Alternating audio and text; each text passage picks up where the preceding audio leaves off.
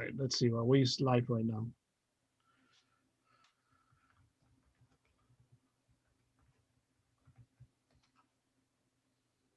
Okay, we are live right now. So we have a new link. I'm going to share that link quickly to everybody who's watching the other previous one, so they know what's going on. So we hi everybody, Johnny. We here again. This is the fourth time we are be having some technical issues here, so I apologize for that. We have a few people earlier watching for maybe 10 minutes, 10 seconds, sorry. So 10 about 10 seconds. seconds. So that's wow, actually there's two versions going on right now, so that's weird. We're gonna do is let everybody to go to the new link, and then we're gonna go from there, and hopefully that will work. Oh, the pre-work done is useless. Kind of embarrassing. So Ross, you want to talk a little bit about yourself again, so the YouTube people can know? Sure. Here's what we can do to kill time while you're doing that. Okay, I'll just show this. there you go. People like this, right? This is what the internet likes. They like these things. I hope so. This is Princess Kitty Awful Cat. She's the worst kitten that ever lived. I was worried they weren't going to make a cameo. Now they're all on my desk. That's always good, right? I guess. Well, like I was saying before, if that no one really saw, I got started by wanting to do music for movies, doing soundtracks. And when I finally got my chance, the movie I did it on was pretty bad. And that inspired me to actually try to make movies. Hmm. I mean, in the 90s, I was inspired by all those stories that a lot of people were. Quentin Tarantino, Robert Rodriguez, Kevin Smith, Richard Linklater in particular. Uh, that whole movement was inspiring that people were making low budget features. And it inspired a generation of filmmakers. And the biggest change for me was I had been writing screenplays for years. I came really close to success with that without ever really breaking through. Like I had optioned screenplays at major studios, but an option is not a sale and nothing was ever produced. Probably the closest to fame that I ever got was I had a screenplay about a World War II story about a B-17 crew. I came home from work that day and there was a message from Steven Seagal. Wow. And he said he was interested in, optioning the screenplay. And here's a rookie mistake. We did a couple conference calls with him and his producing partners, and they kept wanting me to change the script to make it more about the captain of the B-17 instead of the whole crew. And I stood on that artistic integrity to the point where they no longer were interested in the script. I mean, I should have. I mean, here's a lesson to be learned in life, which is working on a bad movie that it gets made is worth more money than the greatest film that never gets made. Huh. So having my name attached to a Steven Seagal movie in the 90s when he was still at the height of his powers could have opened doors to a career later. Mm-hmm. And it didn't do anything. But that's the closest I ever came. So it's Seagal Nasso Films at the time. Wow. So what was how did you start with the first feature? My first feature or the short films I started doing? Because I did short Actually, films short for film first, years.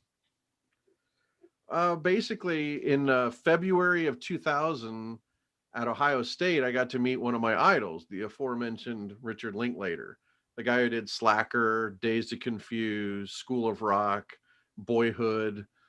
The guy who wrote and directed those movies came to Ohio State and spoke at the Wexner Center.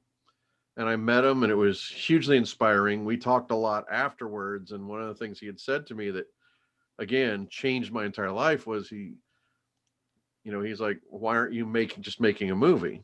I go, well, Okay. I need money. I wanted to sell a script first. And he's like, why do you need that much money?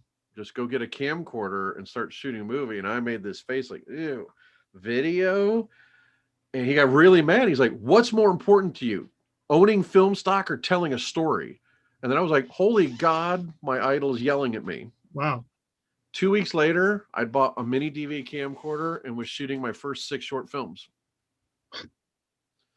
Throughout the course of the year, I got fired from my job as a broker because I was making movies on the premises of the bank, making fun of my coworkers and bosses. Jeez. And I used to have to say I've never been this poor and never been this happy, but it's like I immediately went, like, I was only unemployed for about a month, and I started working full time as an editor. Because this is in the year 2000, so most people that worked in video and even film, they were going tape to tape with editing. Computer based editing was still very new. So having, learn video editing on a computer was a huge asset at the time because not many people were doing it yet. So I was, building edit computers for TV news guys that were wanting to edit at home. So I was, getting paid to build their computer and teach them editing. Then I was editing videos for people on the computer, and it was just changed everything in my life. I've never looked back. So what was the name of those first films? Are they online to people to watch? Most of them are still online to this day. I did 6 shorts, and I just called the whole series The Back Office. And this was a year before Ricky Gervais did The Office. I just did think of Back Office, and most of them I think are still on YouTube. The first thing I ever did was called The Job Interview with 2 of my friends from work that were non-actors. The rest were other actors. Ray Such hooked me up with 4 actors when I shot 3 or 4 of the short films back to back in one day. He was really helpful in getting people. Remember Andy Schofield? He drove down from Cleveland to help me out. Wow. When I'd never really made a movie before. And it was very helpful to work with real actors after that. Yeah, Andy's a good guy. Yeah. He's still around here, but I'm not sure what he's doing now. So what else after you did all the short films? I just kept making short films. I viewed it as kind of like being the scrimmage before the big game. And then eventually, 4 years later, I started to try to do a full-length feature film. Started working on this anthology horror thing with these other people, but I really liked this 20-minute idea I had of kind of Nazi zombies. I'd gone to Europe a few years before, and I was blown away by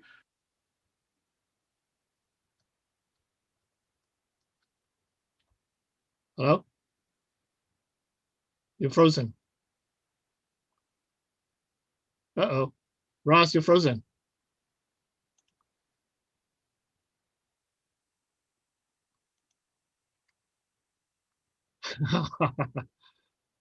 It's a weird day today, I guess. Hello?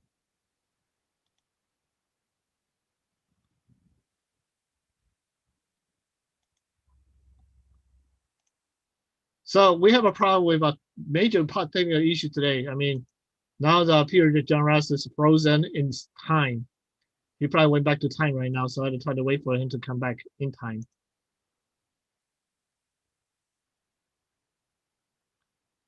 Oh, wow. There we go. I'm back. Am I back? Yeah, you're back, and then I had to report somebody. I have bad news. Guess what? Oh.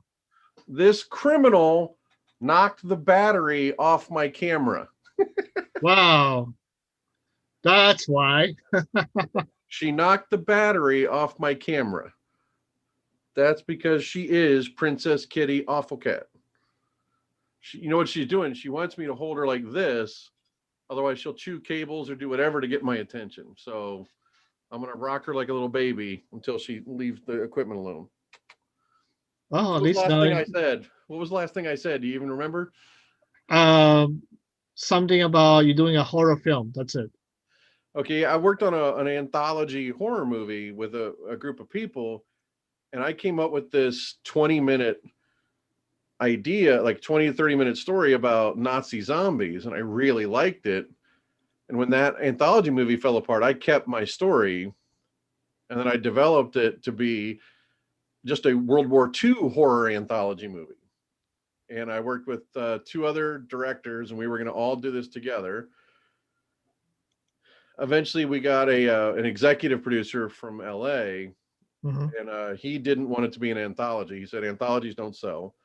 So with 6 days before we were set to shoot, with a couple $100,000 on the line, we had to rewrite the entire script to make it not an anthology. So we had to pull an entire 30, 35-minute story out and then bridge that amount of time and then make characters that weren't ever supposed to interact talk to each other and do things. And it turns out that's one of the biggest flaws in the movie is I directed my half with I ended up doing the werewolf story that wasn't even my original idea. It was Scott Spears' idea of a werewolf in World War II. I just kind of took the story he had and wrote it out. Apparently, I didn't remember his story very well because he says it's nothing like what his story was, but I still gave him a story credit for that. But I did a werewolf story, and then John Whitney did the Nazi zombie story that I had originally wrote, and he rewrote my script for his aesthetics. The problem became is we'd been spending months and months preparing a specific movie. So changing that mindset to this new script was, I feel like I know for myself, I totally missed the mark. I did not. I had I had my specific character. We had a new character that was the lead character, and neither of us treated that character like he was the lead anymore. We were still focused on the characters from our anthology individual stories. So the movie's just very disjointed. It's got a lot of flaws. I mean, there's a lot we did well with it. I mean, like I think we did exceptional work with, World War II reenactors. We really economized with sets and costumes and stuff like that. I mean, we did a lot of really good, innovative things in the movie, but when you're all in service of the story, we didn't hit the mark where we were supposed to. But this movie already got distribution deal and it did pretty well back then? Yeah, I mean, we did fairly well. I mean, it got released in Japan as Dead Man Soldiers, released in the United States as Horrors of War, in some place in Europe, Horrors of War. England, it got released as Zombies of War. In Sweden and Netherlands and Luxembourg and Belgium, it was Nazi Zombies. I mean, it's funny because a year, during that year, Sci-Fi Channel put out a movie called SS Doom Trooper that was incredibly similar. Yeah. But that came and went, and nobody's ever heard of it again. Nobody cared. But then a year or two Do you ago, think they stole your idea or your script? I don't. I can't say. We'd been talking to them during pre-production, and they may have seen a script, but I have no proof of that. And I mean, I didn't. Again, here's the other thing: is here's what's really weird: is they had a whole scene inside of a plane that they shot 8 months before we did. We didn't shoot these interiors of a plane until we were already done with post-production, and we were doing inserts. We were getting ready for pickup shooting, and we added a scene. Mm-hmm. And they're virtually identical, but they'd shot theirs 8 months earlier, and we didn't know their movie existed. So in terms of did they steal or did we steal, we definitely didn't steal from them, but it's shocking how similar ideas can be that people who never met, never talked to each other. So honestly, I would say probably not. But the one that worries me is a year or two ago, J.J. Abrams put out a movie, Overlord. I think Overlord. I started getting so many text, phone calls, and emails of people thinking J.J. Abrams ripped me off. It was just ridiculous, and I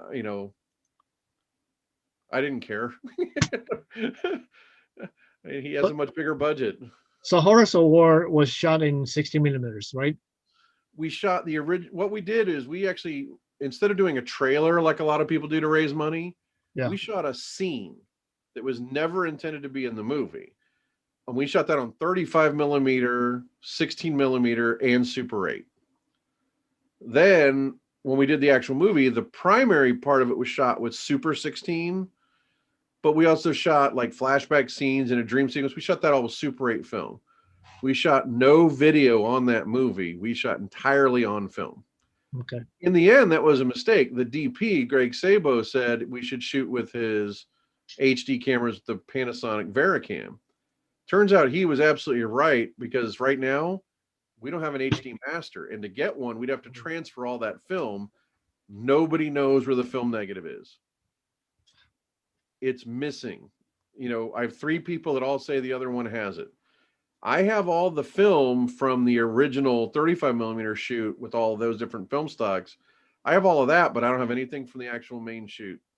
Wow, that's kind of sad, isn't it? It's kind of like Yeah, you, because you, it only exists in that kind of DVD format and that old standard def, which means in the future it's you can never sell it again. You can never do much with it.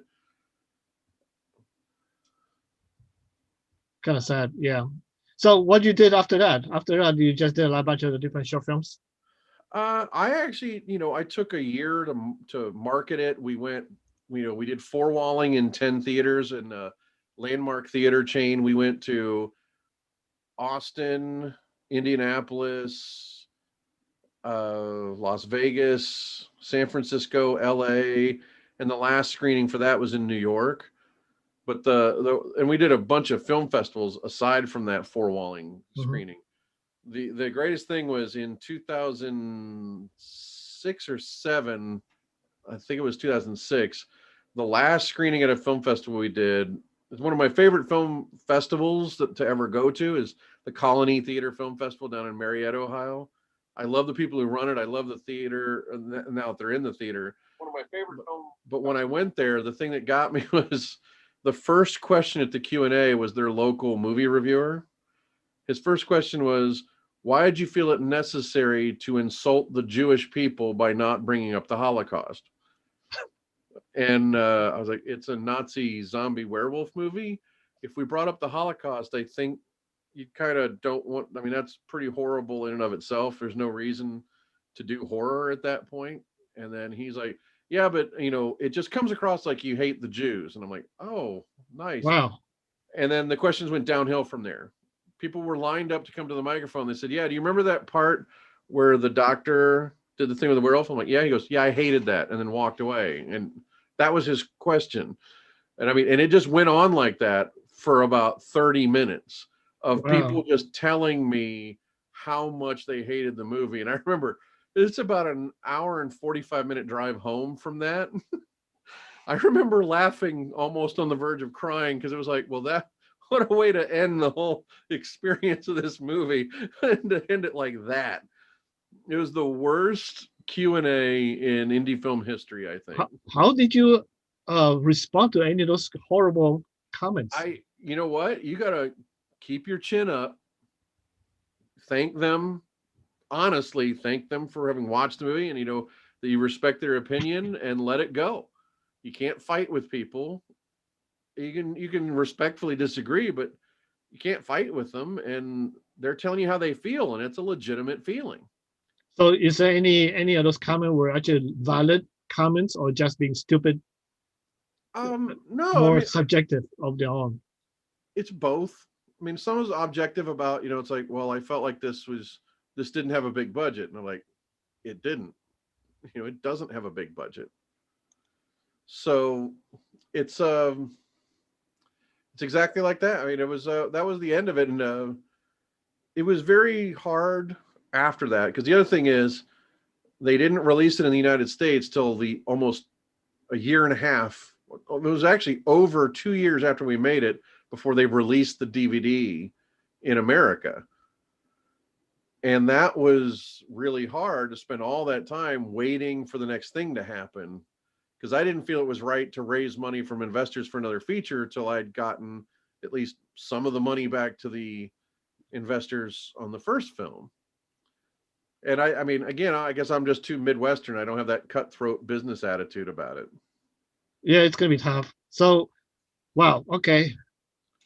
I So guess I feel a little bit more comfortable because I do have lots of negative feedbacks on YouTube and such, but never in front of my face to say that this scene sucks and that's that's not like that. So well, the one thing I also say about distribution that got me was the American distributor made this DVD cover that's like it was like a city being shot up, like 20 planes attacking, an army of 1,000 zombies marching in the street, and Hitler's giant head. And I said, this is one of the coolest covers I've ever seen. Please don't use it. I said, why? This is awesome. Like, you're going to give the wrong impression about the movie. You're going to make people think it's something it's not. They're like, exactly. They're going to rent it. The problem was this was 2007. Blockbuster Video was on the verge of going out of business. This is before streaming. This is at a time when you go to Blockbuster or Family Video, 100 copies of Spider-Man are all out. Right next to it is Arachnid Dude. People will rent it because what they wanted is out. Thanks to Netflix, that doesn't happen anymore. Yeah. So what happened was what happened was is you had the situation change where this idea of make a cool cover, they'll rent it, and we got their money. We don't care if they hate it. That doesn't work anymore. The first thing, also the biggest thing is I told them is like, people are going to ream us. They're going to look at that cover and they're going to be like, I'm so disappointed in the movie. And they're like, we don't care. We got their money. I'm like, it doesn't work like that anymore. First review on Amazon.com. Don't be fooled by the cover. First review on blockbustervideo.com. Don't be fooled by the cover. I know I'm just some schmuck from Ohio, but they should have listened to me. Well, it's not that. I mean, all the distributors do that. I mean, we have 3 projects that I'm very close with. You know, Jason Wang's project E1337, Keith Collins, Maximilian, and my own. They change the name, they change the cover, they change the whole design.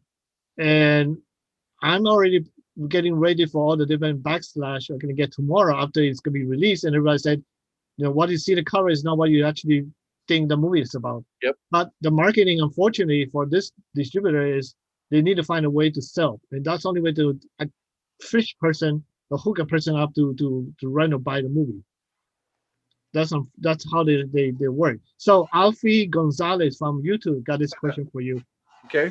How do you keep going? How do you stay motivated on continuing to make movies when your movie is perceived as bad?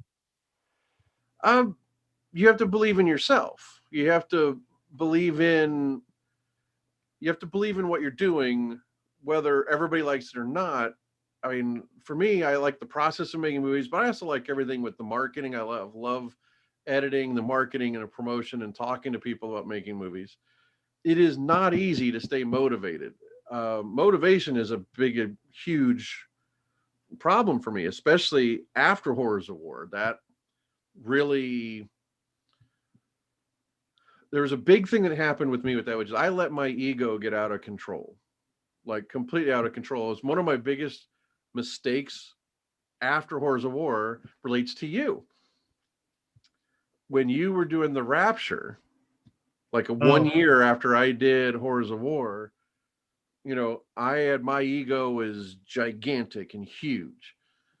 And on that one day because my girlfriend at the time was one of the actors in the movie, and you got very, very, very ill on, I think, the first day of shooting. The third day while I was there, you asked me to kind of take over for the rest of the day.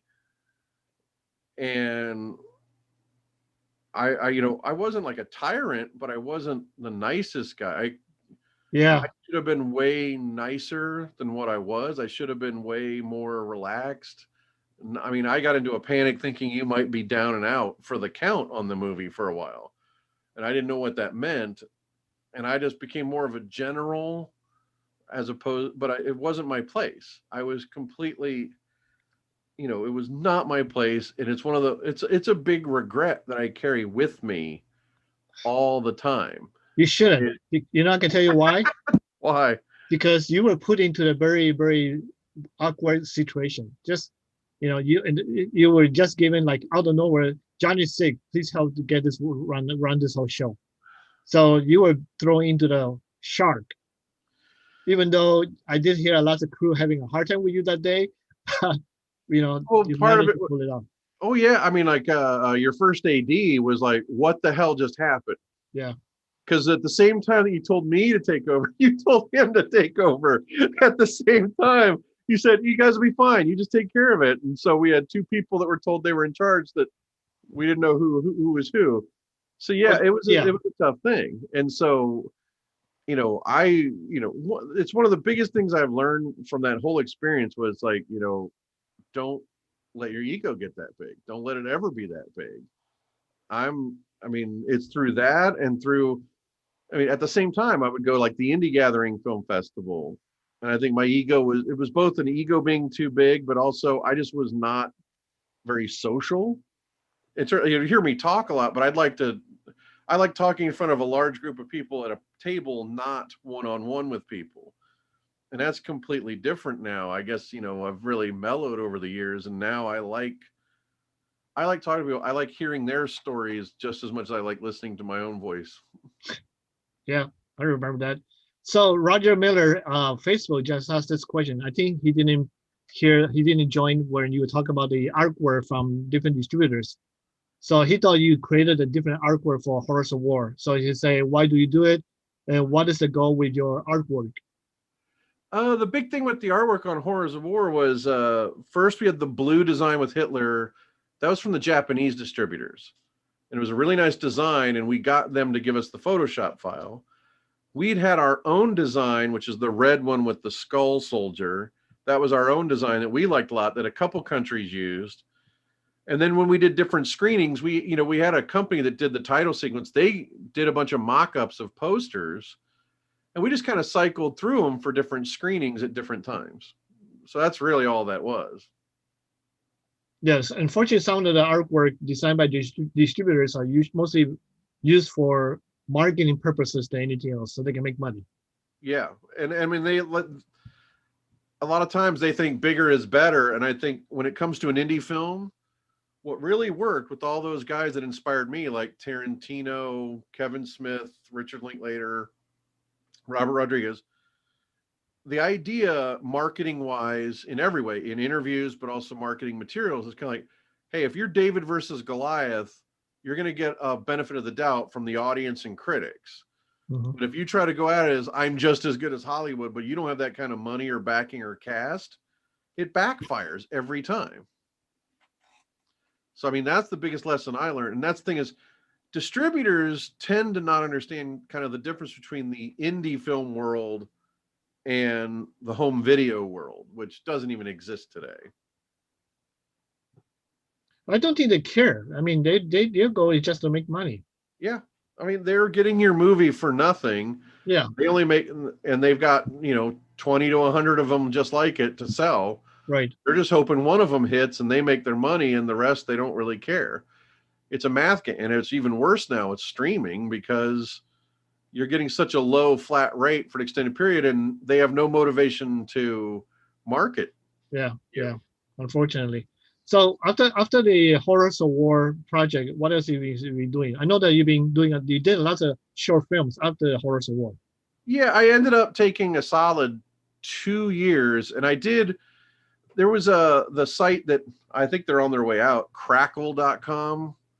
I had some all of my old short films were on there, and they really liked me, but then they got purchased by Sony.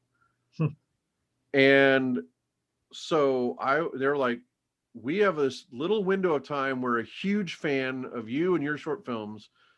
Give us something original, because we want to start pitching Sony to let us create originals, and we want to show them the best of the best. Do you have anything? And I go, I have an idea. I've been mulling around. I want to shoot it. They're like, make it look as good as it can look. And I went to a bunch of my collaborators from Horrors of War. But since the movie didn't really boost all of our careers, and the movie itself was not as good, I kind of lost a lot of their respect. And it really showed on that short film, in that, like, I didn't have that rapport with actors like I used to. Like, they really didn't look at me the same way. And again, it's not their fault. It's like I had failed them. That's the thing is, I'm not trying to like diss the actors for being disrespectful, but it's like, it was me. It was how big my ego had gotten. It was a reflection on how bad I had gotten, as opposed to they were treating me poorly. Does that make sense? And so it was a thing to where, the editor would not do revisions and wouldn't even give me the project file. He was like, I did what I did. That's it. The cinematographer was also like, half, was not really that interested. I said, I need to make this look like $1 million. This is my shot. And it wound up being a short film that looked really bad. And then the actors were pretty disrespectful in that I had no control over the actors. And again, that's not a reflection on them. That's a reflection on me as a director. That's my job.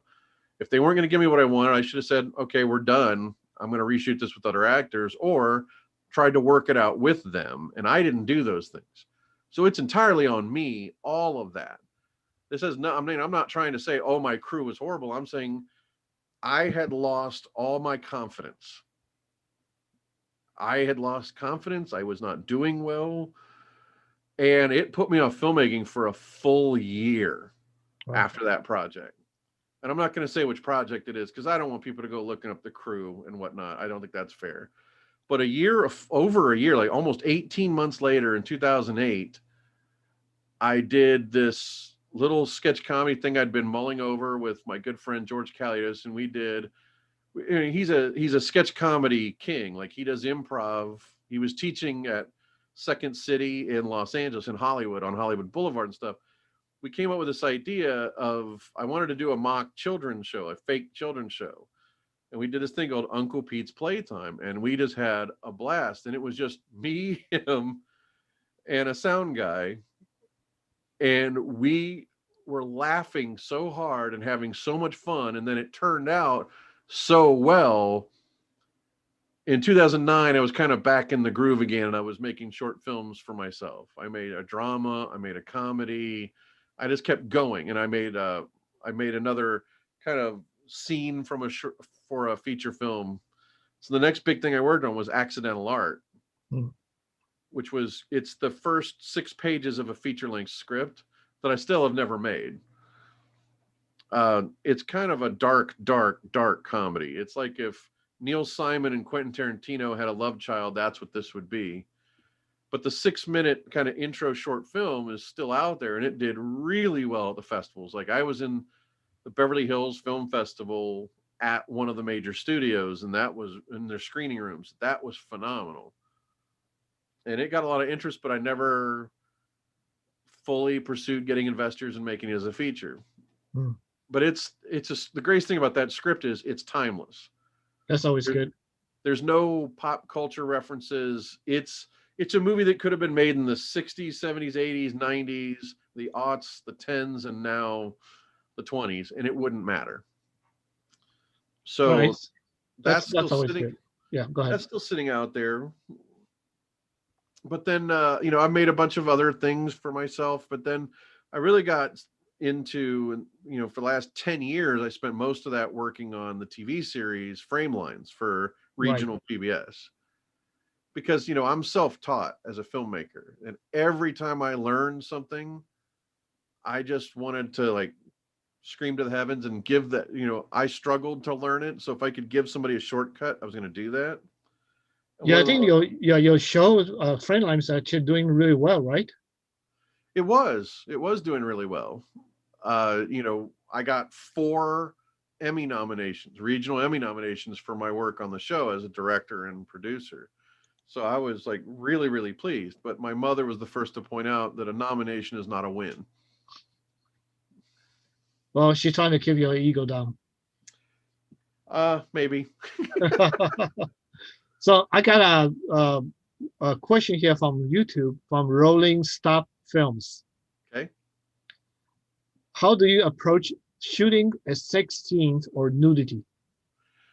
I generally don't. There's 2 things. Here's what's funny is I really like sex scenes in movies, and I really, really like cursing in or I like cursing in movies. But for myself personally, I feel like if you have to insert a nudity or a sex scene or even cursing, I feel like you failed as a storyteller. But I don't put that on other people, only on myself. Like I feel like I failed. If you hear a curse word in one of my movies, it better be really relevant to that character and that story. And the Right. same thing with a sex scene. Now, Horrors of War, that was kind of rude. The executive producer demanded some kind of sex scene and nudity, so I gave it to him. I gave him a rape scene. It was very relevant to the story. I mean, I wanted to really show how evil a character was, so I had him rape somebody, and that was the only sex scene I was going to give him. It's like, you want a sex scene? I'll give you one. It's going to be one of the worst emotional, horrible things that you could possibly experience, and that's what I did. Yeah, I think I have the same philosophy. In my movies I never use any curse word. or any nudity or very much of violence, because I don't see it You don't needed wait a to second, be. wait a second. You don't do violence. Well, not a lot of violence. I mean, look at my movies. They have fight sequences, but you don't see people get shot with blood splatter all over the places. True. See, Okay. that's my point. That's semantics. Oh, They come on. fight scenes can be said to be violence. Yeah, but those fight scenes are what, rated PG-13. Yes, I would give you that they're PG-13. It's not rated R type of fight sequences. You don't see people break their bones. You hear the sound of it. And so here you go. Here's John Judd. He's already one being shot. Well, that's funny. Because guess what I got here? I want up you. I'll go to number 2. I got my backup cat. There you go. This is one that nobody will ever gets to see this guy. This is Lorenzo Lamas Jones. He's the gray blur. He never gets seen by people. Like at any of my parties or guests come over, they'll never see this one. And this is John John. He is 17 years old and he still act like a little baby. He's Very the last. spoiled, but he knows a couple of words. He knows the word no, sit, go away. You try to say to him, go away, he will goes away. He never come back until later he will harass you again. So Yeah, I have no obedience from any of my beasts. not this one. This one this is my baby now. All right, so talk a little bit about more about Framelines. I mean, that was I think it was used by colleges too, right? Or Yeah, the funny thing about it was, it was meant to be kind of a interview Ohio filmmakers type show with these little tidbits that I'd already been doing before Framelines existed. I started making for YouTube. I started making instructional videos, like little basic things on what is the 180-degree rule. And it turned out those were by far the most popular. And one of the funny things is in 2007, I'd shot kind of like these instructional videos on like a car chase scene and stuff like that. I'd forgotten about them. And it was actually shot on one of the first HD cameras that there was, this JVC HD camera. Yeah. And, at the time, nobody could edit HD, but I shot in HD and wanted to keep it HD, but I didn't do anything with it for years. Well, years later, I had a bunch of interns. This is about 7 years ago. I had a bunch of interns and I had to keep them busy. So I just started handing them these tapes. I said, here's a tape, digitize it, show me what's on it. They said, it's a car chase. I'm like, okay, take everything on the inside of the, inside of the car, put it on a timeline. Everything on the outside, put it on a timeline. Anything with a facial reaction, put it on a timeline. Okay, done. What do you want to do now? I'm like, export it and let's put it on YouTube. And I forgot about it. At the end of the year, you've got to fill out all this paperwork for grants. And one of the things they ask for are your kind of like web analytics. Like, what are your stats? How many views did you get? So I'm like, okay, it's the end of the year. I got to do the report. I'm looking up the stats and I'm like, normal. Whoa, what is this? And it was the car chase footage. I just put free raw footage, and that's all I wrote and left it alone. People were downloading it like crazy and editing their own car chases with it. And that's when I got the inspiration. It's like, you know what? I need to shoot something with the intent of giving it away for free. And that's when I did what is by far the most popular thing I've done, which is the horror movie scene. So I took one of my former students and a few actor friends, and then Greg Sabo, the really good cinematographer. We went and shot again 4 or 5 years ago at the time when nobody could edit 4K. I'm like, let's shoot it in 4K. So we put it out, and we put the footage out in 4K, and people like nofilmschool.com promoted it. And it's just become this monster of a thing. And this past year, thanks to COVID-19, even more colleges and high schools around the planet started using this footage. So this whole summer, all I've been doing is like finding old projects and putting all the raw footage out, going, it's like, go ahead and edit these, and just putting stuff out and just kind of feeding the machine and helping people learn filmmaking. And I mean, I love that he's sitting right there for you in the corner of the screen. His little head's watching you like, why are you paying attention to me, Dad? You see him there? Did you notice he did a little meow too, a very quiet meow? But he's so it was just really interesting to see that this stuff has continued on like that. But the actual show Framelines is we're not producing any new episodes of that anymore. But I am still doing the interactive projects. Speaking of the Framelines, I thought you shot something about my 48 hours project one time. So when is that going to be out? Is that, I thought we did put that out. Is that not out there? I don't know. I never seen it. I never seen the interview. The one that we did of J. Crew 48 hours that you were there. Yeah, I thought that's been edited and put out there a while I need to ago. look for it. You need to go look for it. If it's not out there, let me know, and I'll make sure that it gets edited and put out there, because we did 2 full episodes on the Cleveland 48-hour film project. Okay, and I had to check with that. So I know that because of all the educational interest with your raw footage, you started to create something different from there, right? Yeah, I basically created what I would call a spin-off show from Framelines called Cinestudy, and it's on Amazon Prime right now. You can go watch, like, I have 9 mini episodes on Amazon Prime right now. And I basically converted all of my educational projects from Framelines and kind of ported it over, and I've been doing new stuff. I mean, I just did my first shoot this year last weekend for Cinestudy. So what is Cinestudy? It's basically the same thing as Framelines, but only the interactive projects and the educational videos. So I know that you get a bunch of different sponsors too, right? Yeah, we have really good sponsors, like Black Magic Designs just came on board. Small Rig is on board. Student Filmmaker Magazine is on board. So what are they giving? Just are they providing prizes for the student? You know, I thought the Cinestudy is a interactive training thing. So what's happening is we're now doing these things as kind of edit challenges. Okay. And then we review all the edits people do of this footage we give them, and the best edits get prizes from the sponsors. Gotcha. And so now we're giving away full copies of DaVinci Resolve Studio, the $300 editing and color grading software from DaVinci. Also HitFilm Express or HitFilm Pro that makes the effects software. That's a free editing software. HitFilm Express is their free version. That's the other thing about the DaVinci Resolve and HitFilm Express. For anybody that wants to learn editing, it's like one of the things you're missing is footage. Well, that's what I'm giving them.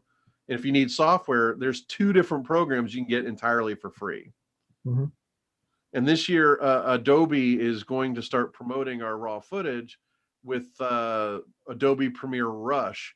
They're going to include links to our projects in the software manual for Adobe Premiere Rush. That is pretty cool. So how can one join the program? You don't join. You just go to cinestudy.org and start looking, and you can click on the top and it'll say like interactive projects, and you can see everything that's out there.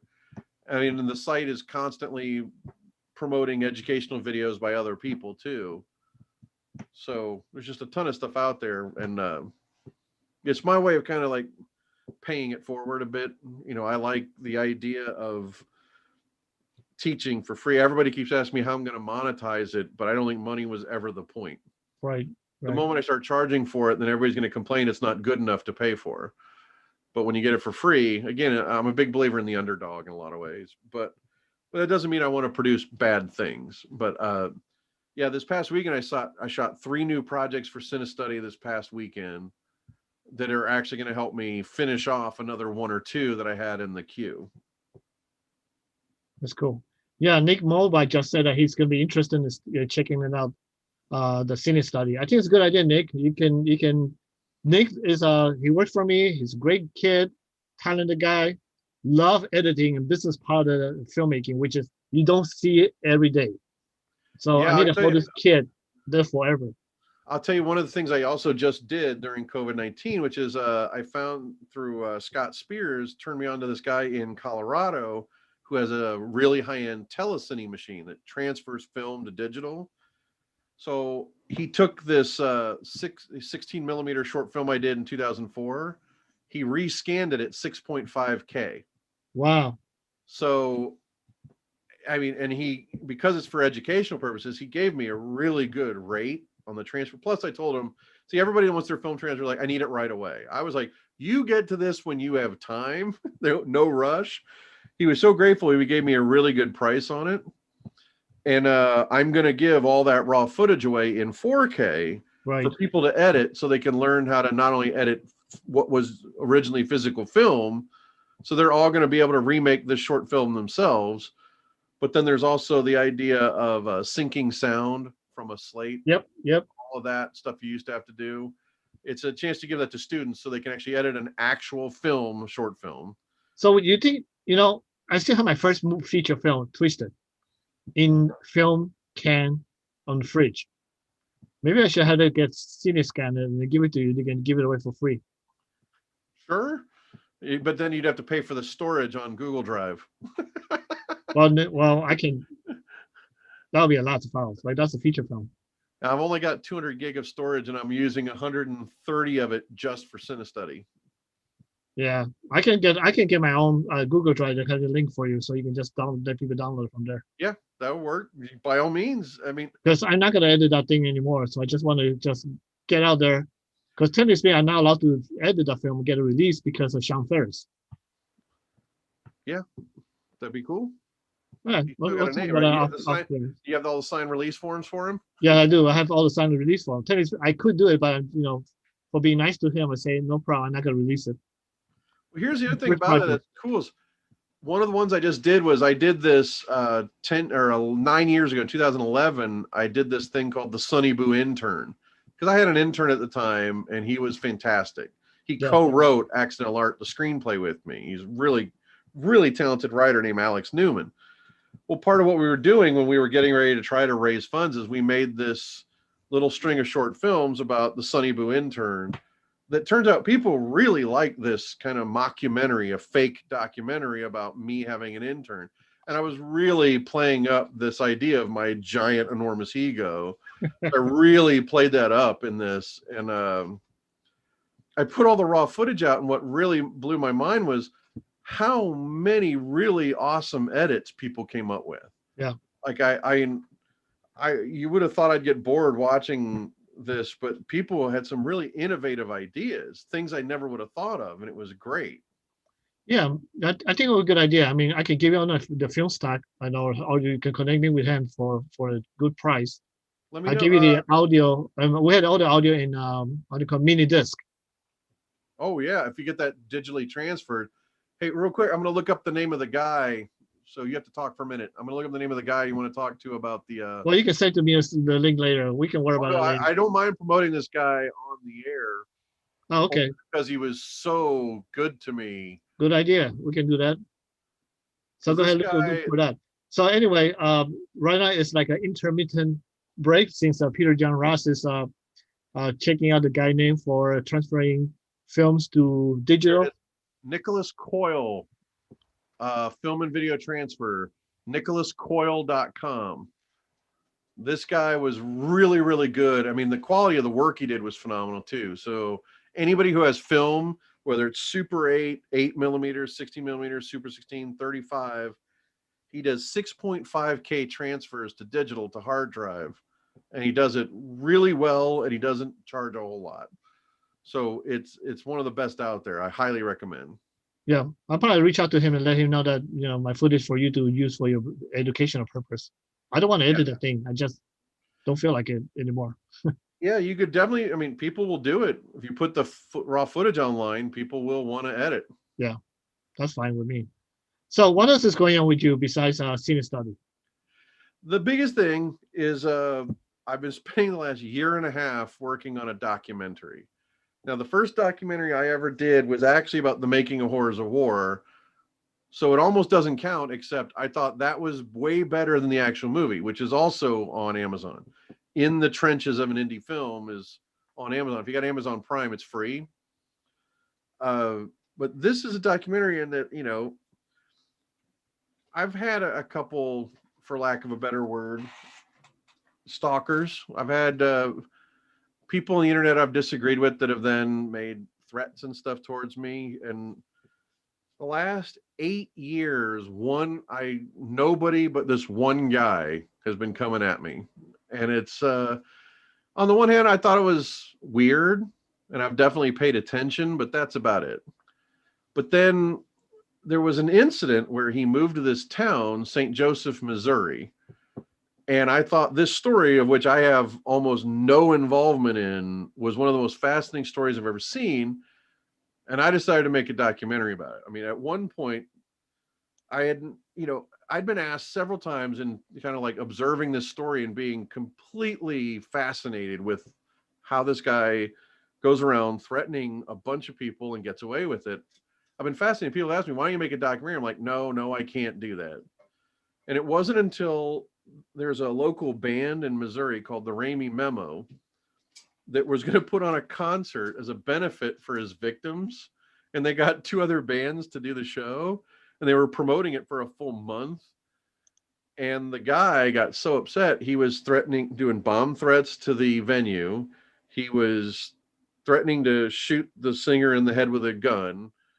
He said he was going to show up with an assault rifle. And what did I do? Instead of running away or feeling, thank God that's not me, I packed up all my gear, drove 10 and a half hours, attended the concert and filmed it. And then the next day scheduled 10 hours of interviews with all of these victims. And I'll be honest, the strangest thing about this was it was the most profound experience I've ever had as a filmmaker, because I'm doing these interviews and it's no crew. It's just me with a camera right next to me, and I'm talking to these other victims. And I would tell them my story, and then they would tell me their story of what happened to them with this guy. And a lot of these people did not know each other. And there was this kind of release of, oh my God, I'm not the only one. Or that happened to me too. I felt the same way. And it became that kind of strength in numbers. I've never had an experience like that as a filmmaker ever. And then this past January, and I can only work on the film part time because I still have to make a living. I still got a mortgage payment to make. So I can only whittle away on that documentary in my free time. Well, this past December and January were really slow. So I worked on the trailer and put it out. The first week of January, within a few days of putting it out, a producer from the Dr. Phil show saw it and approached me about going on the show to confront my stalker. And he booked a couple other victims, and they were going to show the trailer on national TV. They flew me out to Los Angeles. It was amazing. And I mean, the problem is halfway through the prep, they canceled the episode because, according to them, he freaked them out. So the Dr. Phil should never happen. But the thing is, first thing that happened was they picked me up in a limo, took me to a Beverly Hills dentist, and fixed my teeth for free. They put me up in a really nice hotel. And I mean, I spent a week, and I mean, every day I saw friends, like our friend Mickey Fisher. I had lunch with him one day when I was out there. Mickey created that TV series called Extant with Halle Berry on CBS. He has worked on that show Mars. He worked on Jack Ryan season 2. Johnny and I have known him for almost 20 years through Indie Club, the national message board for an indie club, which is one of the ways you and I met, if I remember correctly. And didn't we meet through Indie Club National? I can remember. You're so old. We're both so old at this Yeah, I know, right? But yeah, I mean, Mika's a great guy. I mean, I was in this movie. It was enjoyable. Summer Nuts. Yeah, you were in the movie Summer Nuts. I'm happy to see another Ohioan, got so far. Mickey is one of the nicest, sweetest guys, and every bit of success he had, he deserves. Right, I totally agree. Yeah, and I mean, and that's talk about again how this documentary is quite cathartic for me. Was when I was in Los Angeles, I really felt like maybe I hadn't deserved success up to this point. Maybe I didn't earn it. Maybe I wasn't a good enough person. Maybe karma was telling me you're getting what you deserve up to now. And I feel like this documentary is not about me. It's not about a beef with some guy. It's telling an important story and representing these victims of harassment. And that's kind of really important to me. And it's not about me. It's not about my ego at all. It is just about this story. Yeah. So let's watch the trailer. Let's play the trailer. Let's play a trailer right now. Let's play a trailer. Let's see.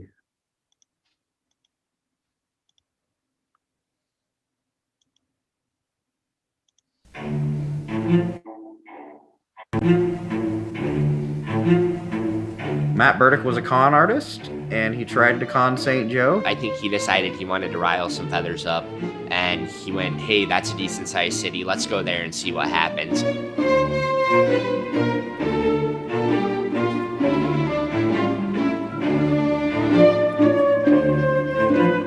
He seems to really, really want to appear as someone influential and important. When I pitched my show to Cartoon Network, they passed. Yeah, he's told me he was a millionaire, multi-millionaire. All over the country, I have investigated and researched these Superfund sites. For somebody who claims to be just nationally widely known, I had no idea who he was. I filmed in first person, and nobody had ever done this before. There was never a first-person film about homelessness. I think I got a couple hundred messages. But when you start threatening people with bodily harm, that starts getting into, that is a crime. I got over 1,500 messages from Matthew Burdick. He emails us nonstop terroristic threats against nuclear power facilities to the city employees of St. Joseph. I don't know how crazy he is, or if he's not crazy at all. I'm not a, I'm good at what I do, and then everything else I would probably be terrible. To insult everybody who sees through his bullshit. You can't go around the country doing this crap. I don't think Matthew Burdick is mentally ill. I think he's just a dick.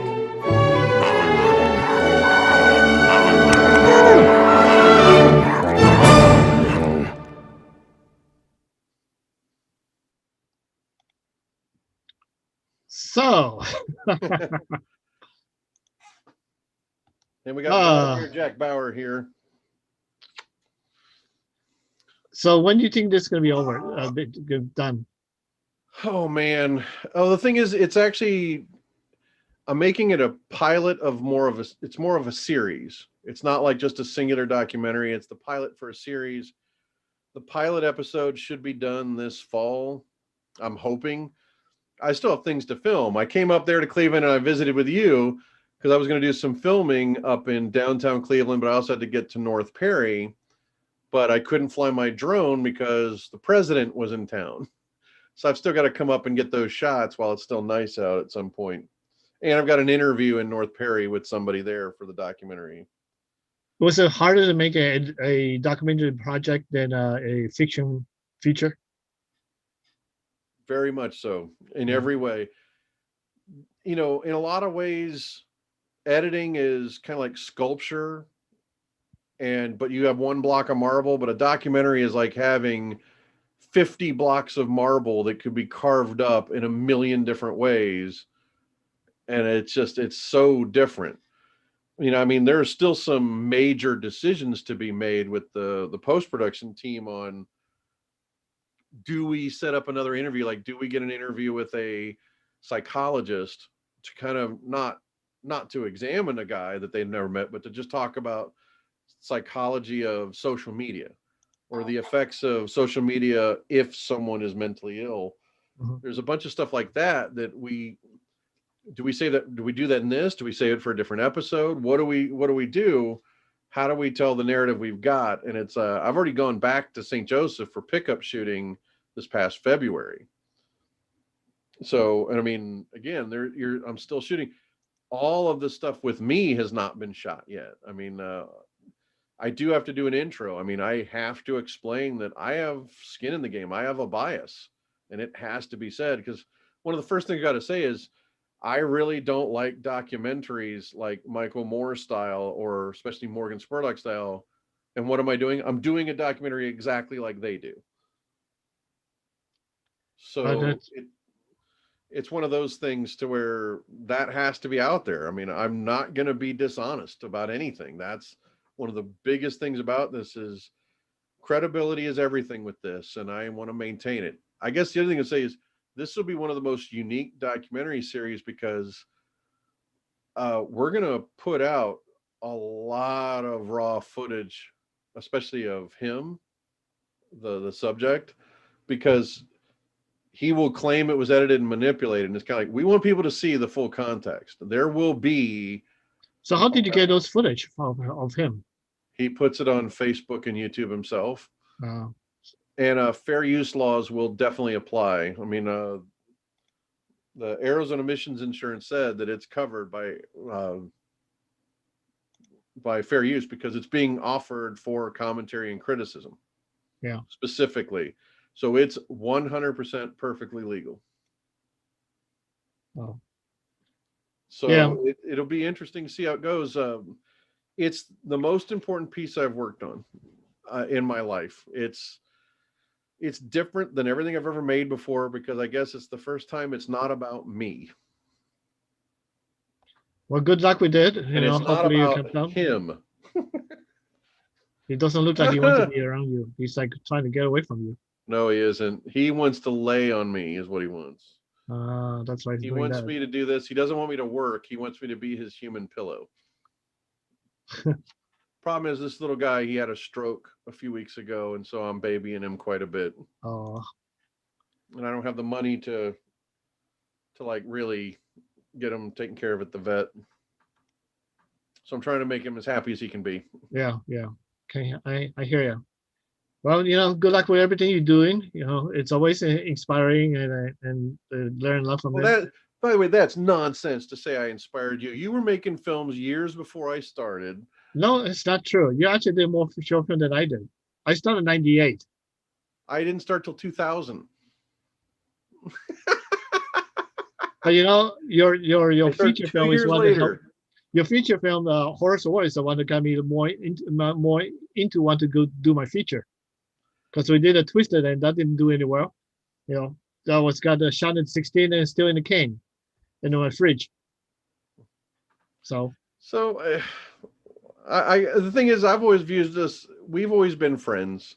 yeah, Since very early on. We've both been techie geeks that love kind of the camera stuff and editing software and getting into all the kind of the geek aspects of it. But at the same time, it's like your generosity towards other people always inspired me and has always helped me to want to be oh, better and nicer to other people, like to help other people get their projects done. how nice of you to say that. You All right, so- you PayPal me $50 to say that. Okay, yeah, that can go to your kitty's medical bills. My buddy. Thank you again for being here with us. This is at the end of the time. So like remind everybody that tomorrow my feature film, Immortal Kombat: The Code, is going to be out on Amazon, iTunes, and everywhere else. So I really appreciate you guys to support us. Independent filmmaking is not as glamorous or big like Hollywood ones that you can see money. We usually don't see money coming in anyway. We did it for passion. So the Ross right now doing the documentary because of passion. I don't think he's doing that because of money. So it's a passion of love. And again, thank you, Ross, for being here with me. We'll hopefully see you guys in 2 weeks from now. We do this every 2 weeks now. Right. Goodbye, everybody. And stay online.